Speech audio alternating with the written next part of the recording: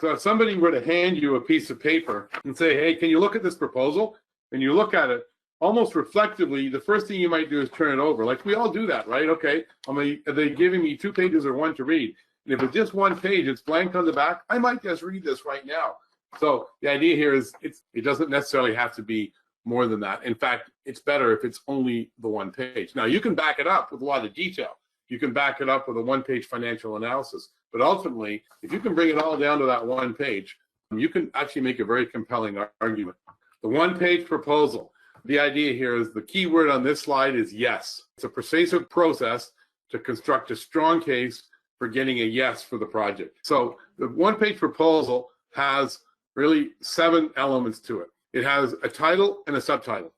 It has a target, what it is you want to do, and then an elaboration on those targets in terms of goals when it's written out. And the formatting, I think, is important here too. So that format that I have on the right-hand side there. So then we have the rationale, which is, this is the strong paragraph which says why should this project be taken forward. And then there's a financial piece, and that's where we can grab the numbers from our financial analysis. And I think 6 numbers is really all you need here. I think this one has about 10 or 12 numbers, but we don't want to fill the page with numbers. We want to get a succinct answer in terms of the value of the project. Where are things right now? What's happening? What's the status? And what do you want the person reading this to do? Do you want them to approve it? Do you want them to approve an application process? You know, where are we at and what do you want me to do? So let's take a look at one of these 1-page proposals. This one's written around the idea that there's a manufacturing facility that they manufacture food, experiencing chiller problems, which basically have started to put their reputation at risk, and it's costing them money, and the chiller is inefficient.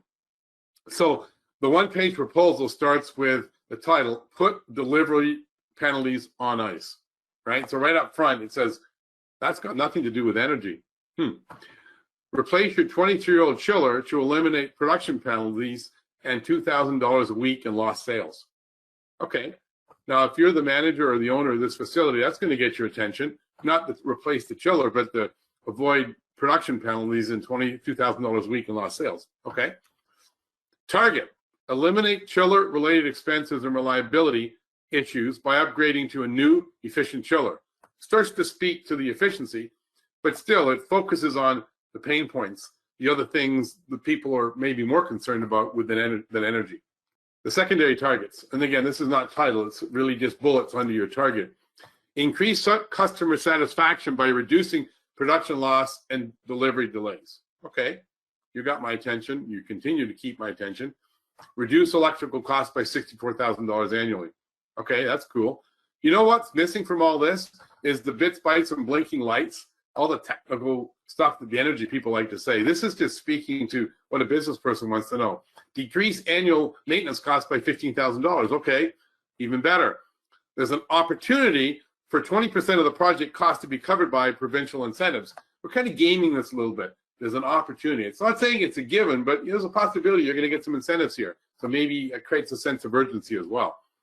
And the new equipment can be ordered with power quality resilience, which means we're now more resilient to those power bumps that we have. So this is speaking to the benefits. It doesn't speak to the features. It doesn't say this new chiller has this digital control system on it that you can look at from your iPhone. Because that's not really speaking to the benefit. It may be a useful feature, but it's not a benefit that this person's making the decision probably really worries about. But these things are the things that may turn their heads. The rationale, that's the big paragraph speaking to why.